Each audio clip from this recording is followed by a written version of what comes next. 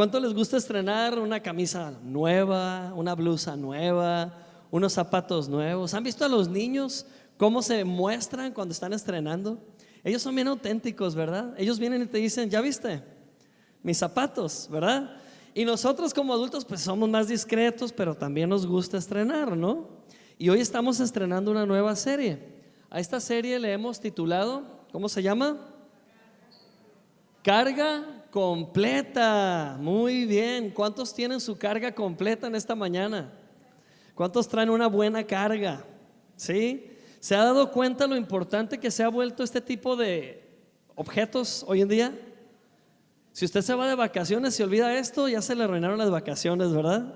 ¿Por qué? Porque esto precisamente nos habilita el buen uso de esto, de los smartphones, de nuestros teléfonos, de nuestros gadgets, ¿verdad? Y hoy en día estamos viviendo un tiempo en el que necesitamos estar siempre cargando para poder tomar fotos, para poder tomar notas. Casi todo lo estamos haciendo en el teléfono. Pero yo quiero preguntar de una manera diferente, ¿cuántos tuvieron una semana bien cargada? No cargada en el sentido o connotación negativa, pero ¿cuántos tuvieron una semana donde pudieron tomar un espacio para cargar sus baterías?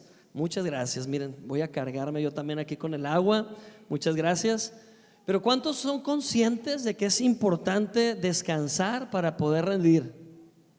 Sí, hace algunas semanas hablábamos de la importancia del descanso y cómo el descanso en Dios, cómo la fe en Dios puede recargar nuestras baterías espirituales, anímicas, y hasta nuestro cuerpo se ve beneficiado de ese descanso. El descanso es importante. Dígale al vecino, dígale a quien tiene a un lado, el descanso en Dios es bien importante. ¿Puede hacerlo?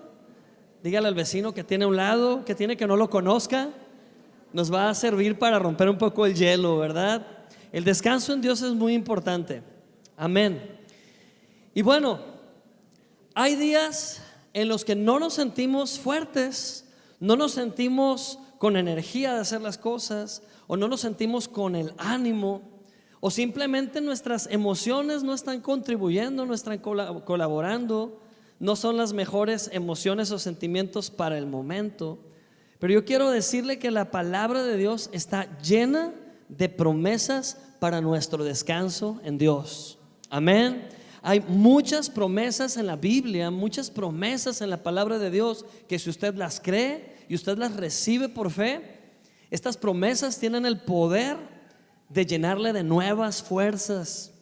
De hecho, la palabra de Dios siempre nos compara metafóricamente con distintos aspectos de la naturaleza. Por ejemplo, la palabra de Dios nos compara con el águila. ¿Cuántos han escuchado que somos como el águila que se renueva?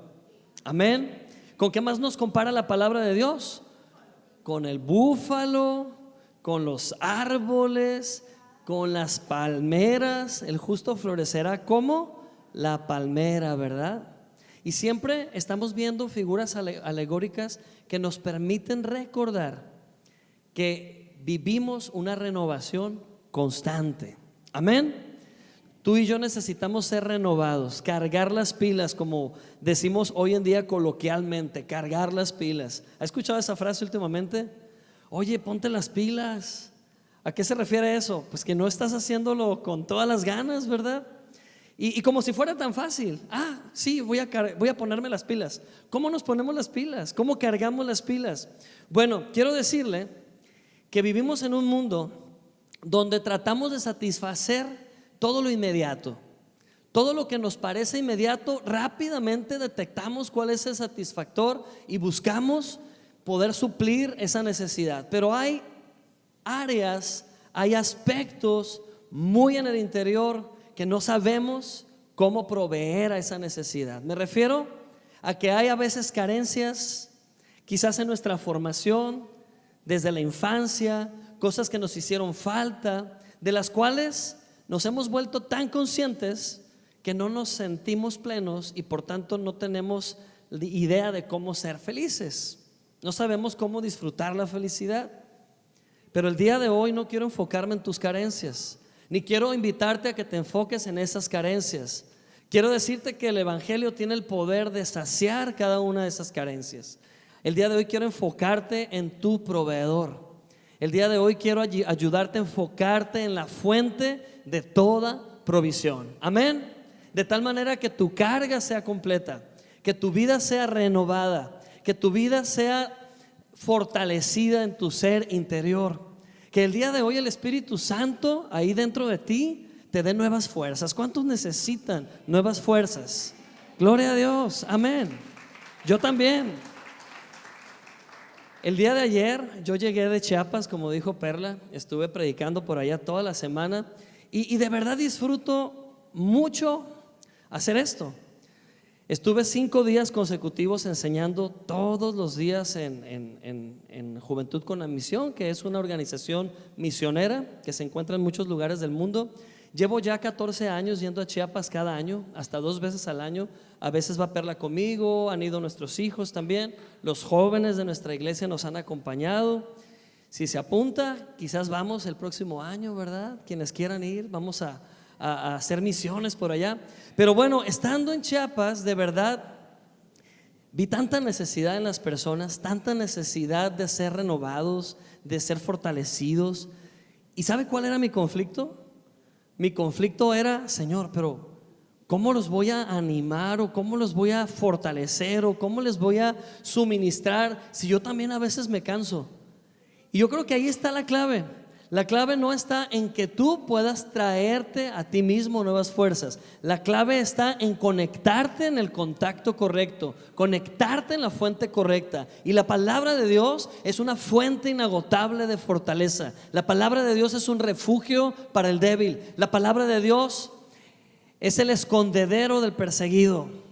Si te persiguen gigantes, si te persiguen enemigos invisibles, tú ponle el nombre que tú quieras. Si te persigue la falta de sueño por problemas del día a día, si te persigue la culpa del pasado, si no te deja en paz una situación que no has podido arreglar, el día de hoy yo te quiero invitar a que te conectes a la fuente correcta de toda fortaleza, que es la palabra misma de Dios. Amén. Hoy Dios quiere fortalecer tu vida. Dile al vecino: Dios hoy quiere fortalecerte. Dios hoy quiere renovarte. Amén. ¿Y sabe qué? Vamos a leer justamente en la Biblia esta parte donde nos habla de cuál es nuestra fuente. Lea conmigo en voz alta, por favor. Y es Filipenses 4:19. ¿Lo lee conmigo? Dice: y mi Dios suplirá todas tus necesidades de acuerdo con sus riquezas en gloria por Cristo Jesús. Amén. ¿De acuerdo a qué Dios va a suplir tus necesidades? De acuerdo a sus riquezas. Qué bueno que no dice ahí que de acuerdo a las riquezas de Alonso, ¿verdad? No, qué bueno que no. Pero qué bueno que dice que de acuerdo a las riquezas de su reino. Qué bueno que no dice de acuerdo a cómo esté la economía en cada nación o cada país, o cómo esté la situación en México. No, nuestra vista está puesta en otra patria. Amén. En otra fuente. Hoy en día no podemos tomar al ser humano como una fuente de certeza o seguridad. Hoy en día no podemos poner nuestros ojos en lo que poseemos, porque todo puede desaparecer de un momento a otro. Ni siquiera podemos confiarnos de nosotros mismos, porque nosotros mismos como humanos somos cambiantes. Un día nuestras emociones nos llevan a la cúspide, otros días nuestras emociones parece que nos arrojan hacia el piso. Pero Dios y su palabra nunca cambian, siguen siendo siempre los mismos. Amén. Dios y su palabra tienen el poder de renovarte, de darte nuevas fuerzas el día de hoy. Amén. Quiero decirte que estar bajo la gracia de Dios significa estar siempre bajo la provisión constante de Dios. Cada mañana Dios conoce tus necesidades. Cada mañana Dios tiene en cuenta lo que estás enfrentando o de lo que estás careciendo. Pero por eso nos dice una y otra vez la palabra de Dios: bástate mi gracia. ¿Por qué? Porque mi poder se perfecciona en tu debilidad.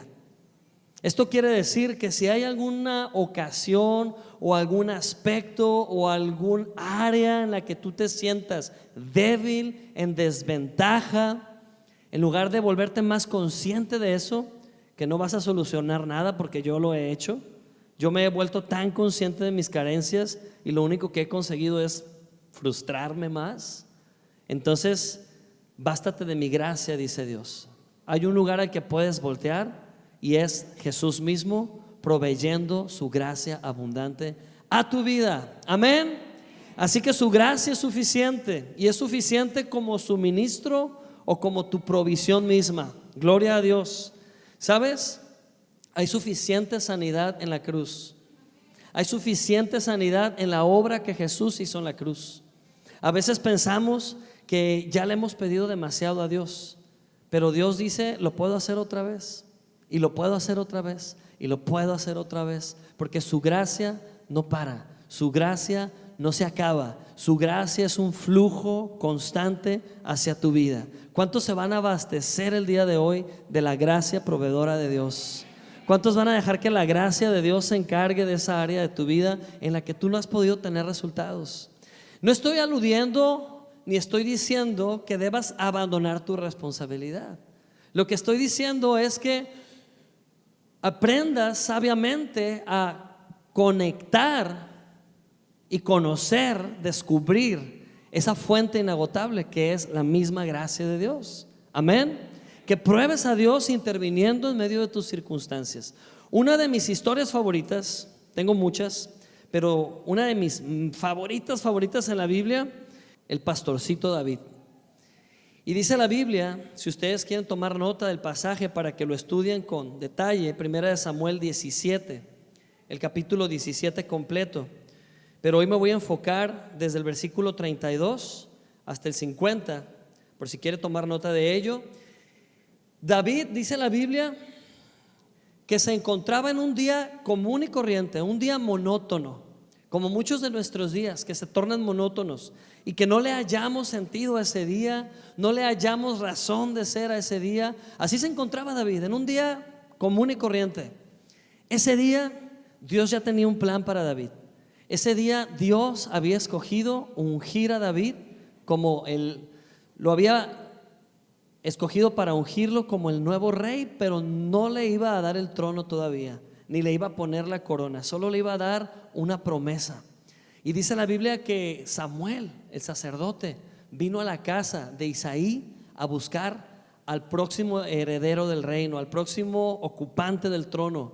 El rey que estaba en turno ya estaba por salir, ya Dios lo había desechado, Saúl había tomado una actitud contraria al plan que Dios tenía, y ahora David iba a ser nombrado el próximo rey. Pero David era un adolescente, David era un joven. Imagínate que uno de tus hijos, a un chico, a un niño, adolescente, pues alguien lo elige como el próximo CEO o director internacional y viene y te busca y te pide que firmen un contrato, que firmen un papel donde esa persona se compromete a poner a tu hijo en esa posición, y que tú vas a hacer todo lo posible para que tu hijo pueda estar ahí laborando en esa gran empresa y ayudarle a que no se desanime, que no desista. Algo parecido sucedió a Isaí. Viene el profeta tan famoso, tan conocido de Israel, y le dice: de tu casa Dios ha elegido el próximo rey. Ya hemos contado esta historia antes, pero hoy me voy a enfocar en otros aspectos. Y sabes, Isaí primero mostró a los más grandes, porque Isaí pensó con la lógica, ¿verdad? Como todos nosotros. Dijo: pues para que sea el próximo rey debe ser el que tiene más experiencia, el que tiene más malicia, o el que conoce cómo están las cosas, ¿verdad? Isaí empezó a ver la parte humana. Pero ¿sabes qué? Dios no ve lo que nosotros vemos. Dios ve el corazón, Dios ve el potencial. Y vino cada uno de los hijos de Isaí, y el profeta decía: no, este no es, no, este tampoco es, no, él tampoco es. Hasta que dice Samuel: Isaí, ¿ya no tienes otro hijo? Ah, sí, pero es un chamaquillo que está por ahí en el monte cuidando las ovejas. O sea, ¿cómo crees, no? Es un menor de edad, es un niño, ni experiencia tiene, ni malicia tiene. Isaí ni siquiera sabía de lo que era capaz su hijo. Pero ¿sabes qué estaba pasando? Dios estaba entrenando a David todos los días. Dios lo estaba entrenando para llegar a ser un gran rey. Dios lo estaba entrenando para no temer al enemigo. Dios lo estaba entrenando cada día en esos días aburridos y monótonos. Aparentemente cada situación tenía un propósito en el plan de Dios. Y con esto quiero decirte que no hay vida monótona para un hijo de Dios. Amén. Di conmigo, no hay vida monótona para mí. No hay monotonía para ti. Porque cada uno de tus días delante de Dios cuentan. Cada uno de tus días hay un propósito especial que tú vas a vivir en ese día. Hay aspectos que Dios está trabajando en ti. Incluso cuando estás pasando por una temporada de situaciones problemáticas o difíciles, yo creo que la reacción principal del ser humano cuando atraviesa momentos así es: ¿por qué a mí? ¿Verdad? ¿Por qué me está pasando esto a mí? Pero tú puedes aprender a preguntarte correctamente. Tú puedes preguntar mejor: ¿para qué? ¿Para qué me pasa esto? ¿Qué propósito tiene? ¿Qué voy a aprender de esto que estoy viviendo? Y te vas a asombrar cómo es que Dios en su palabra nos dice que todas las cosas nos van a ayudar para bien a los que le amamos. Amén. Todas las cosas van a cooperar para bien. Todas las cosas se van a acomodar de tal forma que sean parte de tu desarrollo, tu crecimiento, y no en contra de ti. Amén. Dios está interesado en fortalecer tu carácter. Dios está interesado de hacerte crecer. Entonces David, estando ahí con las ovejas, siendo llamado para que le ungieran como nuevo rey, cuando él es ungido como rey, él regresa otra vez a las ovejas y él sigue con su trabajo de todos los días. Pero ahora David encuentra un propósito, encuentra un sentido de las cosas. Un día el padre de David lo envía a llevarle comida a sus hermanos: trigo tostado y 10 panes. Eso dice la Biblia que mandó Isaí a sus hijos a través de David. Vean cómo el papá todavía tenía la idea equivocada de su hijo. Realmente no estaba viendo lo que Dios veía. Cómo su papá seguía, ¿cuál es la palabra?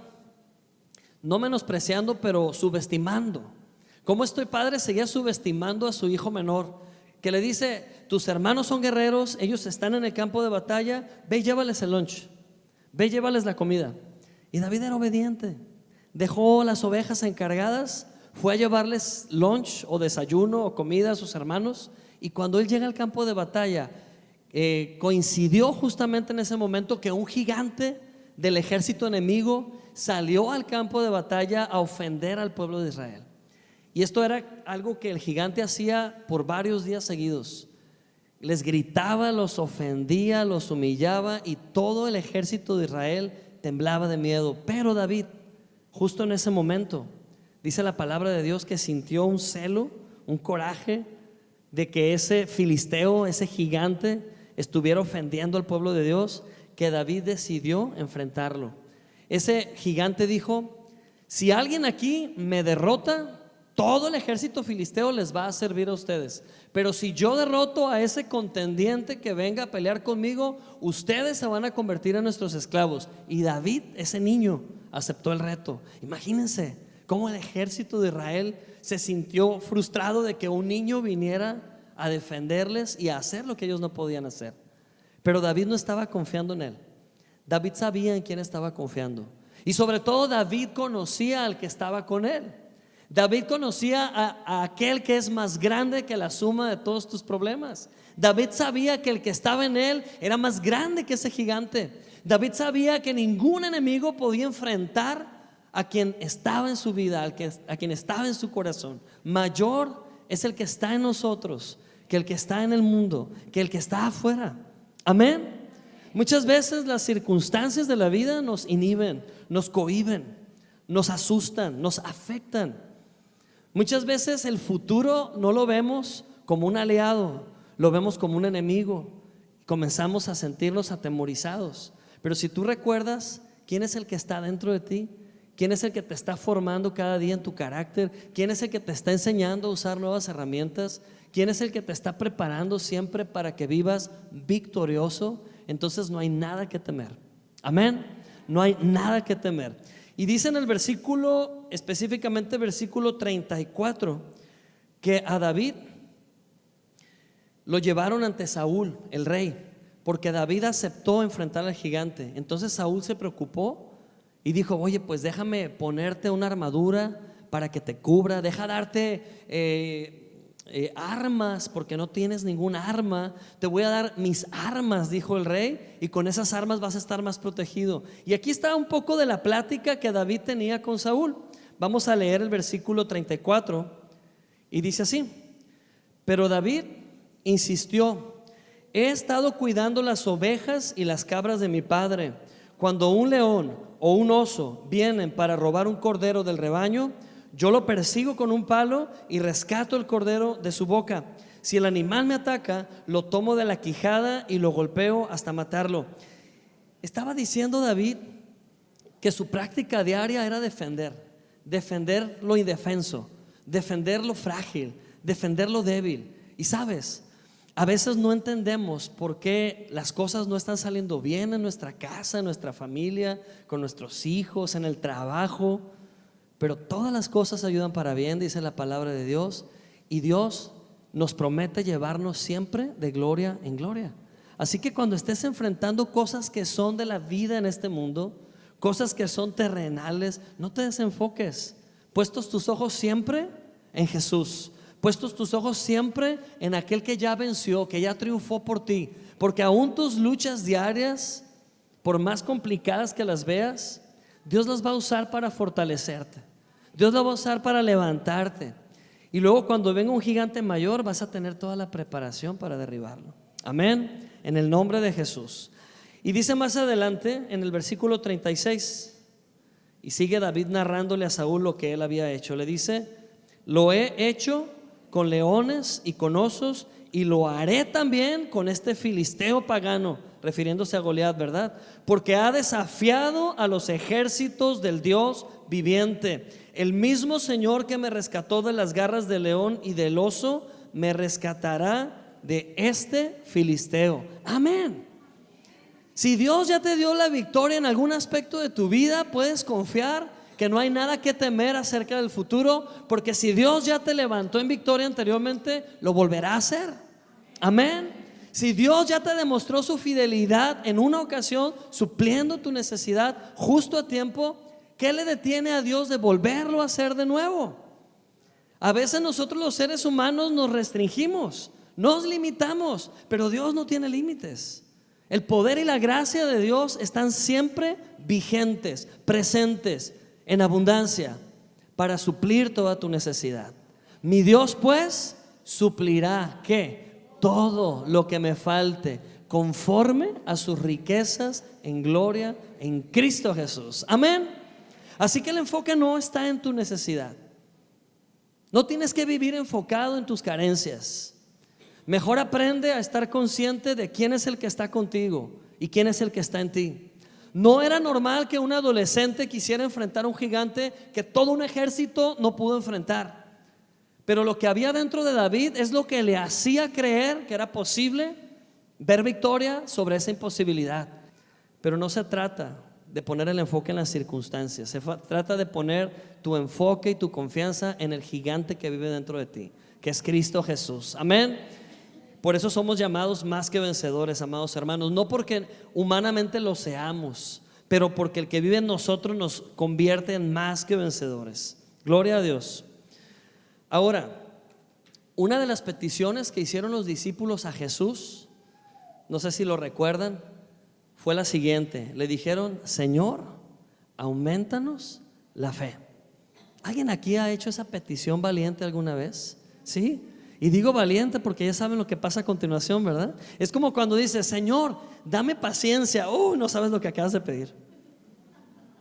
No te va a caer la paciencia así con alitas, ¿verdad? O como un polvito así de hadas. No, la paciencia es un trabajo directo de las manos de Dios en tu vida. Pero sí pídela, no tengas miedo a pedirla, porque de todos modos la vas a necesitar. Lo que estoy diciendo es que Dios, para poder formarnos como personas pacientes, necesita permitir el trato, o nos necesita poner en situaciones con personas que nos van a enseñar paciencia. ¿Y qué decimos? Ya no sé ni qué pedí, ¿verdad? ¿Por qué pedí esto? Señor, aumentanos la fe. Dios quiere aumentar tu fe. Y no es que Dios te va a mandar problemas, ni es que Dios va a diseñar alguna enfermedad para que te hagas más humilde. No. Yo creo que como padres, nosotros en nuestros cabales, en nuestros 5 sentidos, nunca vamos a organizar o vamos a crear una experiencia dolorosa para nuestros hijos, ¿verdad? Siempre pongo el mismo ejemplo, que digo, te voy a enseñar a no cruzarte la calle, y empuja un papá a un niño a la calle para que un carro lo golpee. ¿Verdad que dolió? Ya no te vuelvas a cruzar. Eso es horroroso, ¿verdad? No tiene sentido lo que estoy diciendo, pero a veces creemos que Dios hace eso.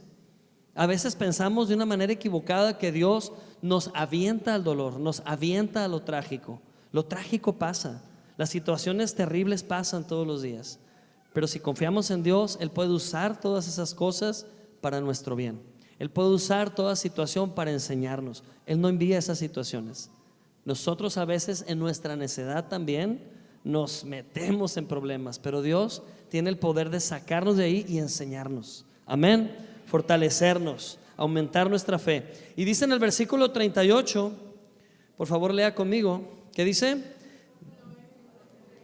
Ay, me equivoqué. Otro, ¿verdad?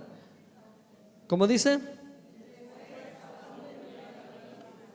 Su propia armadura. ¿Qué era la armadura de Saúl? Un casco de bronce y una cota de malla. Y David se lo puso, se ciñó la espada y probó dar unos pasos, porque nunca antes se había vestido con algo semejante. No puedo andar con todo esto, le dijo a Saúl, no estoy acostumbrado a usarlo. ¿Sabes? Muchos Saúles, cuando estás enfrentando o a punto de enfrentar un gigante, muchos Saúles van a venir a decirte qué digas y qué hagas, y te vas a enloquecer de escuchar tantos consejos tan diversos y tanta insistencia que vas a decir, ¿a quién le hago caso, verdad? Pero David tenía claro que esa batalla no la iba a ganar humanamente hablando. David tenía claro que su victoria no estaba fundamentada en lo que el hombre le diera para poder enfrentar ese gigante. Y Saúl estaba diciendo, para que lo puedas vencer, te voy a dar mi casco, te voy a dar esta malla que cubre la parte delantera para que protejas tus órganos, te voy a dar esta espada. ¿Cuál era el material en común que tenían todas estas partes de la armadura? ¿Era qué? Bronce. ¿Has escuchado del bronce en la Biblia alguna vez? Es un elemento común, pero el bronce tiene un significado. Hay una tipología. La Biblia está llena de tipologías. Estas tipologías incluyen números, nombres, materiales, y cada material en la Biblia tiene un significado. ¿Alguien conoce el significado del bronce? El bronce en la Biblia representa o es la tipología del juicio o de la condenación. En el tabernáculo, el lavacro que estaba fuera de bronce era para que el sacerdote se lavara de todo juicio de afuera, de toda condenación, porque no podía traer esto al interior del tabernáculo. ¿Sí? En el desierto, cuando el pueblo de Israel rompió el primer mandamiento antes de inaugurar la ley, dice la Biblia que estaban adorando un becerro de oro, ¿verdad? Y dice la Biblia que llegaron un montón de serpientes, empezaron a morder a mucha gente y muchos comenzaron a morir. Pero Moisés levantó en el desierto una serpiente de bronce en una asta. Esto representaba a la cruz. Y esa serpiente de bronce representaba a Jesús. ¿Por qué? Porque dice la Biblia que Jesús tomó toda nuestra condenación, toda nuestra culpa, todo el juicio que nosotros merecíamos. Él lo tomó en su cuerpo, y no solamente tomó todas nuestras maldiciones y pecados. Dice la Biblia que por nosotros Él se hizo maldición. Entonces Moisés le decía a la gente, vean esa serpiente de bronce y sanarán. Y sabes, no es la casualidad que Saúl le daba a David toda una armadura de bronce, pero David sabía que él no iba a derrotar al gigante con lo mismo que el gigante traía. El gigante traía también una armadura de bronce. ¿Y sabes qué nos enseña aquí el Señor en su palabra? Que no se trata de devolver el mal por el mal que nos mandan o nos hacen. Que no se trata de que actuemos de la misma forma con la que estamos siendo tratados o atacados. ¿Qué nos dicen los Saúles de alrededor? Contéstale igual, hazle algo peor. Si te hacen, haz ojo por ojo, diente por diente, ¿verdad? Eso es lo que dice el esfuerzo humano. Pero David no tenía su confianza ni en sus fuerzas, ni en sus estrategias, ni en los consejos humanos. Él tenía su confianza puesta en la sabiduría que viene de Dios. Amén. David sabía que a la manera de Dios él obtendría la victoria. Dice la palabra de Dios que nuestros pensamientos no son como los pensamientos de Dios. Los pensamientos de Dios acerca de las cosas que enfrentamos tienen otra perspectiva. La visión de Dios es completamente diferente a la nuestra. Nosotros vemos el problema así, Dios ve nuestro problema así. Nosotros nos sentimos abrumados por lo que tenemos que enfrentar, Dios ya ve soluciones y nosotros confiamos y nos conectamos a Él. Nos conectamos a la sabiduría de su palabra. Amén. Entonces David dijo: no voy a usar esto, no estoy acostumbrado. ¿Y quieren saber cuál fue el kit de guerra de David? ¿Quieren saber cómo se preparó David para enfrentar al gigante? Dice la palabra de Dios en el siguiente texto, que es el 39 y el 40, ¿verdad? Léalo conmigo. Dice: así que David se lo quitó. Entonces tomó 5 piedras lisas de un arroyo y las metió en su bolsa de pastor. Dice en la versión Reina Valera, en su honda. David agarró la honda, ¿verdad? Su honda, y le puso una piedra adentro. ¿Y qué más dice? Luego, armado únicamente con su vara de pastor y su honda, comenzó a cruzar el valle para luchar contra el filisteo. Amén.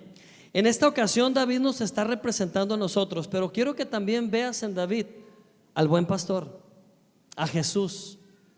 Amén. Dice Salmo 23 que su vara, su cayado nos infundirán aliento. ¿Y qué más dice? Aderezas mesa delante de mí, en presencia de mis angustiadores. ¿Sabes lo que estaba haciendo David ahí? Estaba preparando todo para traerle paz a su pueblo en el nombre de Dios. Amén. Y David estaba haciendo una sombra, él sin saberlo, él estaba haciendo una sombra mesiánica. Él estaba haciendo un reflejo de quien habría de venir, del que llegaría a ser la esperanza de la iglesia el día de hoy. David estaba representando a ese buen pastor que sabe guiarte a través del valle. Me llama la atención cómo en esta parte dice que comenzó ¿a qué? A cruzar el valle para luchar contra los filisteos. Aunque andes en valle de sombra o de muerte, no temas mal alguno, porque Él está contigo. Amén. Gloria a Dios. Aquí está anunciado que tienes un buen pastor. A veces podemos estar en una situación así, no saber de dónde echar mano, no saber de dónde abastecernos de recursos para enfrentar un problema, pero mi Dios pues suplirá todo lo que me falte. Dios quiere que tu confianza esté en su provisión, no en tu forma humana de lograr soluciones humanas. Dios quiere que tu confianza esté en Él. La respuesta está más cerca de lo que esperas. Me gusta la historia de un mercader de la India que iba mucho a Inglaterra hace varios siglos. Iba y llevaba sus mercancías y las vendía en los mercados de las ciudades principales de Inglaterra. Y este mercader hizo tantos viajes, pero tantos viajes, que en una de esas ocasiones que ya iba a llegar a Inglaterra, que le faltaba un día completo para llegar, estrelló su barco contra una piedra saliente, y le hizo un orificio, y el barco comenzó a hundirse. Les faltaba como un día para llegar a la costa y empezó a hundirse. Y este hombre había conocido a Dios recientemente. Toda la tripulación que venía con él, pues nadie creía, nadie era creyente, pero él dijo en voz alta a todos: no hay más que hacer humanamente hablando, no hay probabilidades de sobrevivir, no sabemos cómo arreglar esta nave, así que yo voy a pedir a Dios que nos ayude. Y todos se rieron de él, ¿verdad? A pesar de la tragedia que estaban a punto de vivir. Y este hombre oró, y entonces el barco dejó de hundirse, y nadie encontraba la razón o qué fue lo que había pasado para que se solucionara lo de el orificio. Lo cierto es que llegaron a Inglaterra. Y cuando llegaron a la costa, este hombre no cabía de asombro, porque cómo fue que ya no entró más agua y nadie reparó la nave. ¿Y saben qué encontró en el hoyo este hombre? Encontró un delfín atorado. Un delfín llegó y ¡pum!, se metió en ese hoyo. Obviamente yo creo que el delfín pues se murió, ¿verdad? No, no sé, no sé la verdad. Los de Greenpeace no estarían muy contentos, ¿no? Pero ¿sabe qué? Se salvó toda esa tripulación. Nunca sabes de qué forma Dios va a traer respuestas o soluciones. A veces puede ser una persona que viene y toca la puerta. Me acuerdo cuando Perla y yo estábamos iniciando el matrimonio, pues éramos misioneros de tiempo completo. Y la verdad que creíamos en la provisión diaria. Y todavía, ¿verdad? Creemos que Dios va a suplir y Él lo hace. Pero recuerdo una vez que no teníamos ni para el camión. Uno de esos días que dices, ¿cómo le voy a hacer para ir al trabajo? Y nos pusimos a orar. Y empezamos a mover cosas, ya ven, ¿no? Cuando usted tiene necesidad, empieza a mover muebles y todo. Y salió una moneda de Noruega, así rodando. Era del Salvador la moneda, así salió rodando. La moneda era idéntica a una moneda de 10 pesos, ¿verdad? Era idéntica. Y yo dije, pues no es la casualidad. Me subí al camión con la moneda y hasta feria me dieron, fíjese. Dices tú, qué pena, ¿verdad? Pero bueno, pues de alguna manera se solucionó esto. Pero en otra ocasión, recuerdo también que ya habían pasado muchos años, estábamos un poco desesperados porque había tantos pagos que hacer. Y habíamos orado y habíamos pensado en soluciones, estábamos preparando nuestras estrategias. Y en uno de esos días me llama Perla, yo estoy en el trabajo, y me dice, me pasó algo bien padre, ven a la casa para que veas. Y ahí voy, bien emocionado. Me encontré un sobre con dinero. Ese dinero era de nosotros, ¿no? Pero lo habíamos extraviado, yo creo, de cuando teníamos mucho trabajo con lo del negocio de las frutas, pues guardábamos el dinero, ¿no? Así en sobres. Y se nos extravió un sobre. Pasaron como 3 años y ese sobre cayó de una de las maletas que teníamos guardadas en la parte de arriba del closet. Perla moviendo ahí, cayó ese sobre y me dice, ¿cuánto crees que había en el sobre? No, pues ¿cuánto? Tú dime, me dice. Pues 1,000 pesos. No, más. 2,000. No, más. 5. Más. ¿Qué? Le digo, de veras, yo con 5 me rindo, le digo, con eso lo hacemos. Más. ¿Cuánto era? 10,000 pesos. Eran 10,000 pesos. No, pues solucionó bastante. Nunca sabes cómo la solución va a llegar o de qué manera tan a veces insólita va a llegar la solución. Pero tu confianza y mi confianza no está en las circunstancias, no está en las armaduras que los demás nos aconsejen que usemos, no está en enjuiciar a la gente ni en condenar a la gente. Nuestra solución está en Cristo. Nuestra solución está en nuestro buen pastor. Él sabe lo que está haciendo en nosotros. Amén. Entonces dice en el versículo 45, ¿qué dice? Y David le respondió al filisteo. Pausa. Aquí David ya está frente a Goliat. Aquí ya empezó la batalla. Aquí David ya tiene lista la piedra en la honda. Aquí David ya está desafiando al gigante. Y David le respondió al filisteo. Léalo, dice: tú vienes contra mí con espada, lanza y jabalina, pero yo vengo contra ti en el nombre del Señor de los ejércitos celestiales, el Dios de los ejércitos de Israel, a quien tú has desafiado. Hoy el Señor te conquistará y yo te mataré y te cortaré la cabeza. El gigante se rió de él, ¿verdad? Imagínate al niño ahí con una piedrita, ¿no? Y el gigante con todo su equipo, todo su set de guerra de bronce, y el niño con una piedrita desafiándole y amenazándolo. Pero escuchó la clave de David: tú vienes a mí contra espada y jabalina, pero yo, ¿qué dice? Vengo contra ti en el nombre del Señor de los ejércitos celestiales. Amén. El nombre de Jesús es un nombre sobre todo nombre. ¿Tiene tu problema o tu necesidad nombre?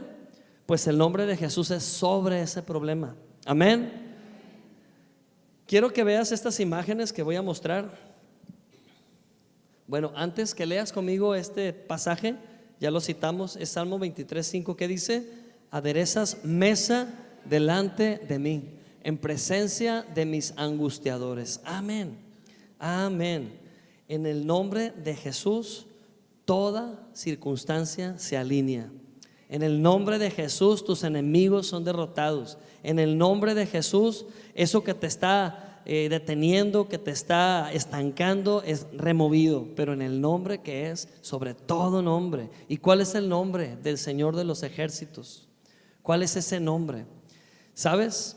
Cuando Jesús fue a la cruz, pasó todo un proceso doloroso. antes de llegar a la cruz fue llevado, decíamos hace algunos domingos en una de las enseñanzas, ante las autoridades humanas. Primero fue presentado ante Pilato. ¿Y qué dijo Pilato de Jesús? Este hombre es inocente, no hallo en él ninguna culpa, él no ha hecho nada. O sea, Pilato dijo, yo no me voy a ensuciar aquí, yo me lavo las manos. Y de ahí viene la frase, ¿no? Se lavó las manos como Poncio Pilato, ¿verdad? Porque literalmente dijo Poncio Pilato, yo no voy a ser el culpable de esta injusticia, llévenselo. Pero Poncio Pilato certificó públicamente que Jesús estaba libre de culpa, que era inocente. Luego lo llevaron ¿a quién? A Herodes, que era la autoridad del mismo pueblo. Y Herodes se rió de él, se burló de él, lo humilló. Pero al final dijo Herodes, no ha hecho nada, es inocente. ¿Por qué le quieren hacer ese daño? Llévenselo. También Herodes dijo, este hombre no ha hecho nada para merecer la pena de muerte que ustedes quieren que se lleve a cabo, ¿verdad? Pero finalmente Jesús fue a la cruz, porque ese era el propósito por el cual Jesús vino a este mundo. Ya Pilato se había lavado las manos y el pueblo le exigió a Pilato que pusieran arriba una inscripción. ¿Se acuerdan? Algunos han visto esa inscripción pero con sus iniciales, pero no sabemos qué significa. ¿Qué son las iniciales? INRI, ¿verdad? INRI, esto viene del latín. Quiero que vean esta imagen. Hay 3 frases, porque dice la Biblia que Poncio Pilato mandó a escribir en hebreo, en latín y en griego. Estos eran los 3 idiomas, hebreo, latín y griego, las mismas cosas. Entonces, aquí se ve un poquito más claro. Lo que más podemos leer, porque se parece más a nuestra escritura, es el latín. Dice, Jesus Nazaret Rex Ivdaeorum, más o menos. ¿Qué quería decir esto? Jesús de Nazaret, rey de los judíos. Y se enojaron tanto los judíos con Pilato por haber escrito esto, que lo consideraron un error de Pilato. Dijeron, oye, te equivocaste, no era lo que te pedimos que escribieras en esa tabla. Tú estás poniendo ahí que es nuestro rey. No es nuestro rey, él dice que es rey. Cámbiale, ponle el que se cree rey de los judíos. ¿Y saben qué dijo Poncio Pilato? Y esto es una profecía. Poncio Pilato dijo, lo que ya escribí, ya escribí. Lo que ya escribí, ya escribí. ¿Y sabes qué? La cruz estaba en un lugar alto donde toda la población podía observarlo. Todos los extranjeros que visitaban Jerusalén, porque era una ciudad bastante viva, con una dinámica de comercio y demás, era un centro cultural. Todas estas personas que transitaban por Jerusalén pudieron ser testigos que arriba de ese monte, de esa montaña, ¿cómo se llamaba esa montaña? Gólgota o Calvario, ¿verdad? Calvario quiere decir en hebreo Gólgota. Allá arriba estaba esa cruz y todos leían ese letrero, Jesús de Nazaret, rey de los judíos. Y Poncio Pilato dijo, lo que escribí, ya escribí. Pero vamos a analizar muy de cerca. ¿Saben qué trato de hacer? Que analicemos cuál es el nombre sobre todo nombre. ¿Por qué tenemos esa seguridad como la de David de que los gigantes van a caer destruidos delante de nuestros ojos? ¿De dónde viene esa certeza? Nuestra certeza no viene de nuestras espadas. Nuestra seguridad no viene de nuestros recursos. Es más, nuestra seguridad no viene de la suerte como para mucha gente. Nuestra confianza viene del nombre que es sobre todo nombre, el nombre poderoso de Cristo Jesús. Amén. Entonces quiero que vea conmigo con mucha atención lo que en realidad estaba escrito en hebreo. ¿Puede ver aquí el hebreo? El hebreo se lee al revés, se comienza de aquí y se termina por acá. Aquí está en hebreo Jesús de Nazaret, rey de los judíos, y se escucha en hebreo así. Aquí tengo la transcripción porque no leemos hebreo, ¿verdad? Pero sí podemos leer la transcripción. Como dice, Yeshua Hanosri Bemelech Hayehudim. Esto quiere decir Jesús de Nazaret, rey de los judíos. Y fue la frase que enfureció a los judíos. Pero quiero que se centre en esto. Estas son las iniciales, ¿ok? Yeshua es una Y, ¿la ve?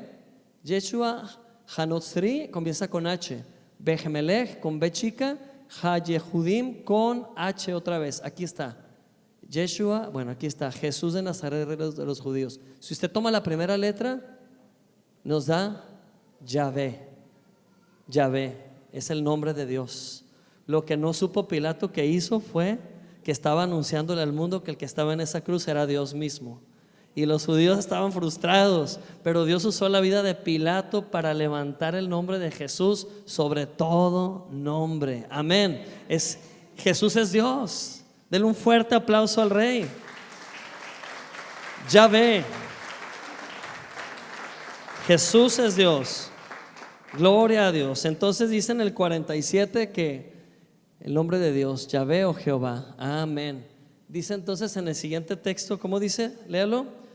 Todos los que están aquí reunidos sabrán que el Señor rescata a su pueblo, pero no con espada ni con lanza. Esta batalla del Señor, y los entregará a ustedes en nuestras manos. Aquí estaba David diciéndole ahora a todos los filisteos, y es una lección para ti, para mí, que cuando los problemas tratan de agobiarte y aplastarte, puedes ponerte de pie confiadamente, no en tus fuerzas, pero levantar el nombre de Cristo delante de tus problemas. Amén. Y decir al igual que David, de esta manera: mi batalla es del Señor.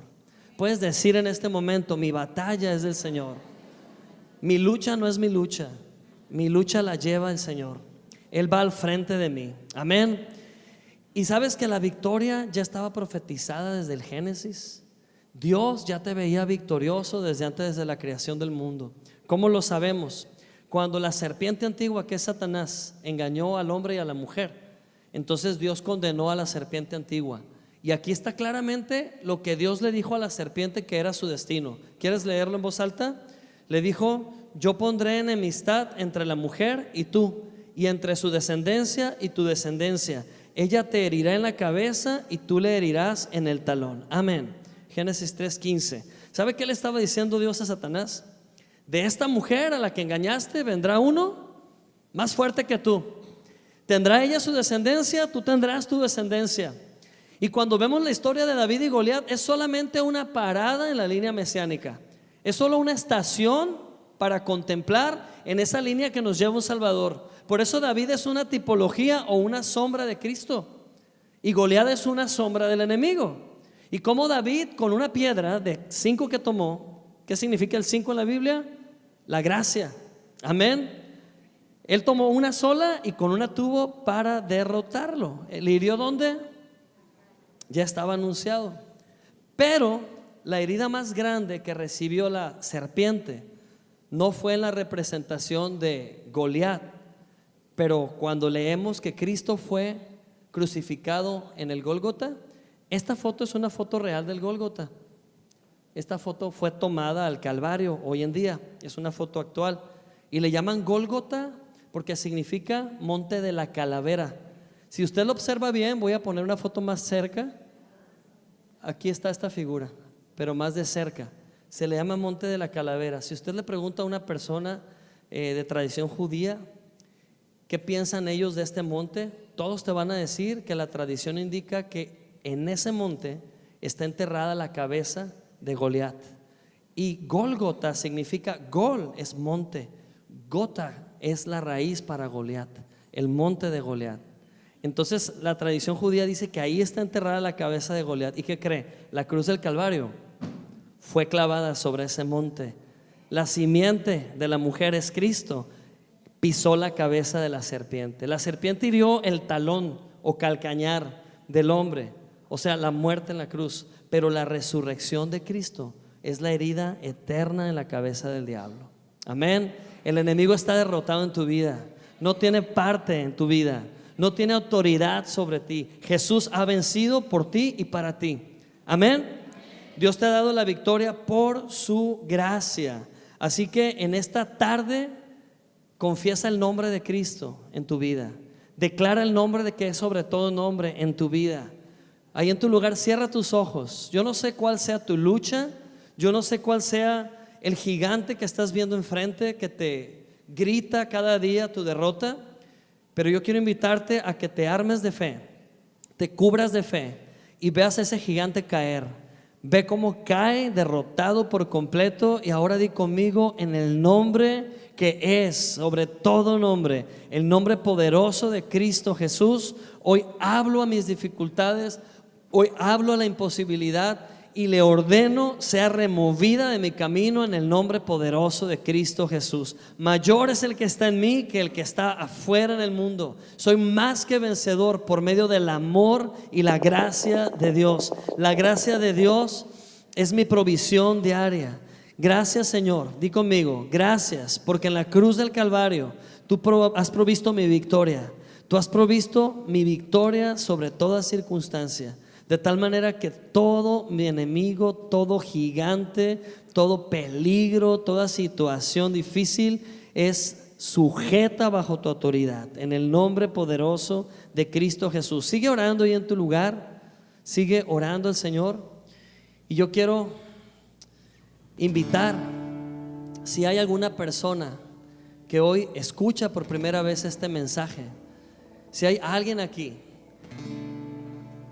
que considera que Dios le ha hablado a su corazón, yo quiero decirte que no es la casualidad que tú estés aquí. Yo quiero decirte que Dios ha tenido siempre un plan, y en ese plan Él no ha querido soltarte porque te ama. Él quiere que le conozcas, y Él ha estado tocando la puerta de tu corazón día y noche, porque Él quiere que le conozcas, quiere que le veas cara a cara. Él no quiere ser un desconocido para ti. Si tú eres esa persona, yo te invito que ahí, justo en tu lugar, ahí donde te encuentras, tú repitas una oración con fe en tu corazón para invitar a Jesús, si así lo decides. Esta es una invitación, pero más que una invitación, es una oportunidad. Es una oportunidad que Dios te da de que te reconcilies con Él. Sabes, Él quiere que le conozcas, no de oídas, pero por experiencia personal.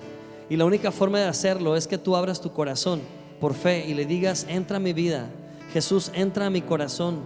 Jesús, quiero conocerte. ¿Quieres hacerlo?